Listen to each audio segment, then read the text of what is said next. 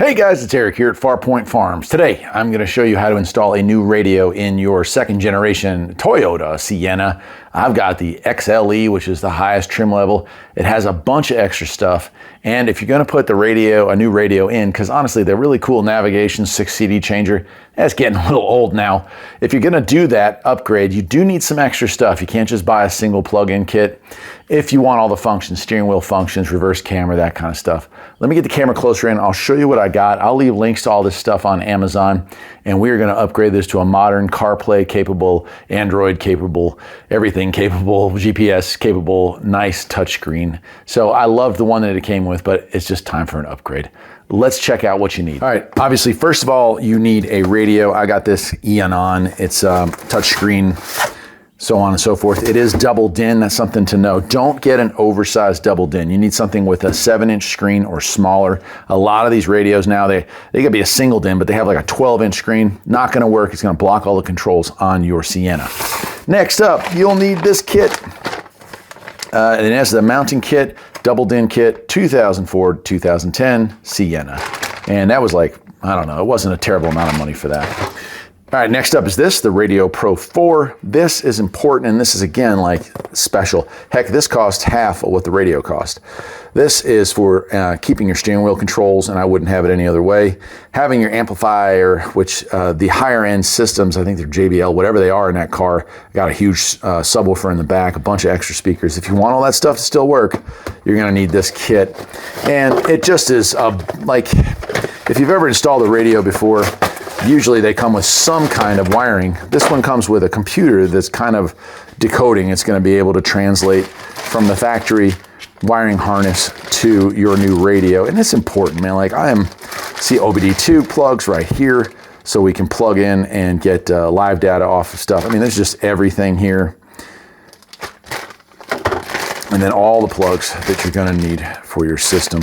And a really nice manual, and I'm going to walk you through all this. Don't be daunting. Don't think it's just, be scared away. Then lastly, we also need our regular RVC harness, which is, this was not expensive. This is like your basic harness for a lower end radio, but this also allows us to have our backup camera still in use, which is important, and a couple other things. You can add pins here for a pop-up antenna, I believe, which mine does not have. Mine's built in. So that's what you're going to need to do this job. I'm going to head out to the car. I'll show you how to take the instrument, or the dash, not the dash, but the radio console out. We'll get that out of there, and then we'll go ahead and start installing the new stuff. I'm really excited, man. I just got back from a trip to Ohio, and it's tough. And I have the Bluetooth audio piped through the old radio via a wire, because Bluetooth doesn't connect to the radio anymore. And then still got to look at my little teeny weeny cell phone screen, which I hate. I hate even owning a cell phone, but this will help and make it a nice larger screen so I can see while driving. Let's do it. All right, well, here we are in the car, and you're gonna wanna get a little trim tool. If you don't have a trim tool, that's fine. Use a screwdriver and wrap it with electrical tape so you can pull up on these. You don't wanna hurt this. And there you go. Once you can slide that out, just kind of take it off to the side. I'll do the same thing over here. And there we go. Not a lot to that. Now, back here, 1, 2, 3, 4, we have 10 millimeter bolts holding that in. So just take a 10 mil, I have a little 1/4 inch here. You could even do this with an older nut driver or something like that. We'll take those out. Set those aside, because we're going to need that with the new kit that we're putting in. Sometimes a magnet is helpful. There we go. Oh, almost dropped it. All right, that's it. The 4 bolts are out. We should be able to pull this forward. Just be careful. Now, there are a ton of wires here. Hopefully you can see it. I'll tell you what I'll do. I'm going to move the speaker, or the camera up, so you can see that. Yeah, you can see here. Antennas. And then plug after plug after plug. You just need to undo those. Being mindful, you kind of squeeze these little clips here. Pull that up and out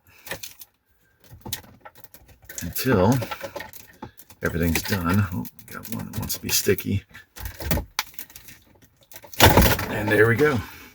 Okay, this radio, boy, is that heavy, is a great radio for its time. Unfortunately, its time has come and passed, so we'll set that down for right now. All right, with the radio out of the car and the wiring harness exposed, it's time to talk about this.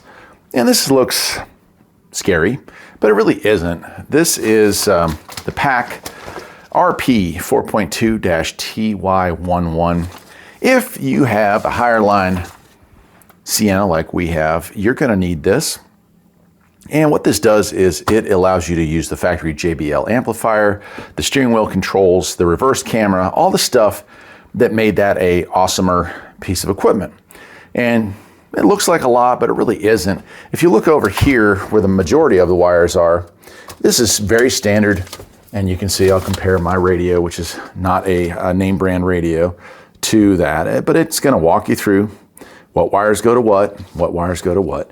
And so you're going to cut and paste those. And of course, you'll have to tape these up. I got a roll of tape here, and I will do that after we wrap this up. But you're going to notice there's a lot of like leftovers. There's wires here. There's all kinds of plugs that we're actually not going to use. This one only is using three wires. It uses the reverse camera and the power to it. Don't worry. Not all of this is going to plug in your car. This is designed to fit several different makes and models and several different years. So that's why it looks so much. Now for mine, which is, like I said, aftermarket no-name radio, my dip switches here are 1, 2, and 3 are on and 4 is off. That's about all you need to know about this. So I'm going to tape this up. We'll head back out to the car and I will show you how to install this. And then it's really an easy breezy after that. Let's go. So back in the car, like I said, we have a lot of wires, but not all of these wires are going to be of any importance to us. What you're going to want to do is try to match up the ones, and they won't be all of them. This one looks like this one goes here, and looks like, no. Let's see here, maybe, no. This one has a place. I'm going to go fish it out of here. So that's it. Connector number 4 on my car and connector number 2 on my car go unused, as does this small. This is the CAN bus lines. We're bypassing that because we use analog steering wheel controls on this one. Now, this kit was extra. I'll leave a link to where you can get it, but this is the kit that retains the reverse camera. And so you can see the fitting there was different than this one, even though they look similar. And this doesn't also plug into that. It just literally taps into 3 lines out of that whole bunch there. And that's all we need. So we're going to feed all this in. And it's a bit tight now because of all the stuff that we've added to this. But there's room over on the side to stuff some of this. And that's what we're going to do. And we'll get that pushed off. Let's say right about there. And these are the only wires that actually are going to get attached to the radio. The rest of them come aftermarket on the radio. So next up, I'm going to get the radio prepped. I've got an aftermarket front piece here that's going to go in. We'll get the radio prepped up. There's a GPS antenna and a Wi-Fi antenna that also get hooked, but that's directly to the radio. It doesn't go into any of this.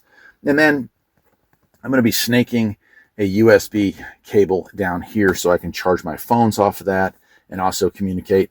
The radio I'm using is Wi-Fi, CarPlay, and Android Auto, but I still want to have it for media, USB media sticks, and also for charging phones. All right, let's head back into the garage. All right, back here on the bench, I've got my aftermarket radio. Now, on mine, I did have to remove the tiny trim clip that comes around it to fit, but I've got this radio install kit from Scorpion. And again, I'll leave a link to where you can get this, but it's pretty simplistic. It's the faceplate.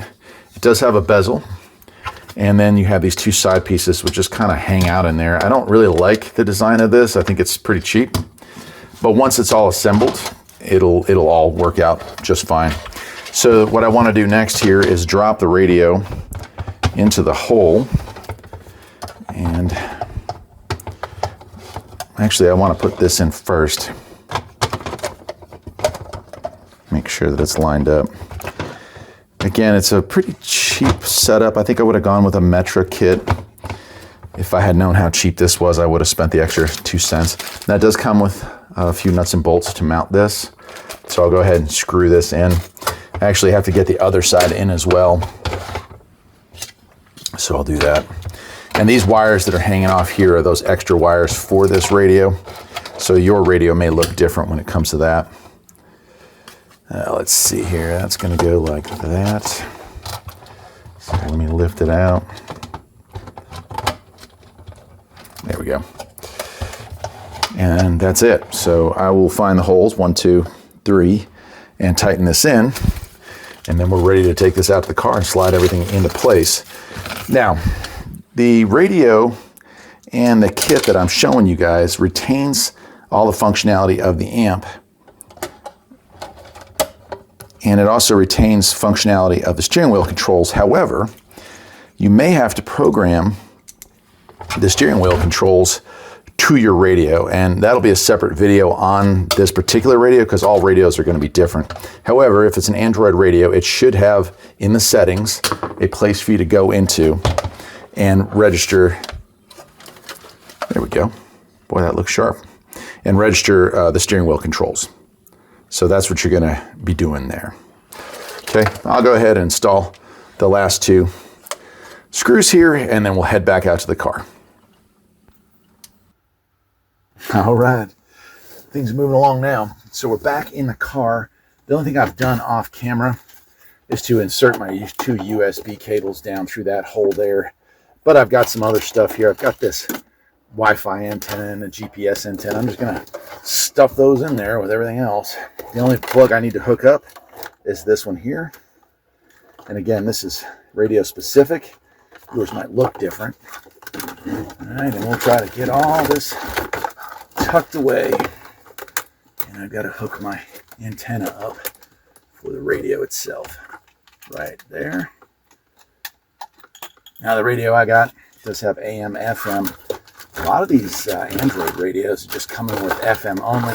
I still enjoy listening to AM. Especially like just the random stuff that you find there that you don't find anywhere else. We'll get that tucked in, and we'll start the process of pushing this back into place and make sure we don't pinch any wires in the process. And oh, I got one pinch. There we go. And that's that. So we have it back in place where we want it. Now we'll reinsert our 10 mil screws, and that'll hold everything in place. So slide these back into place, and they just kind of snap in.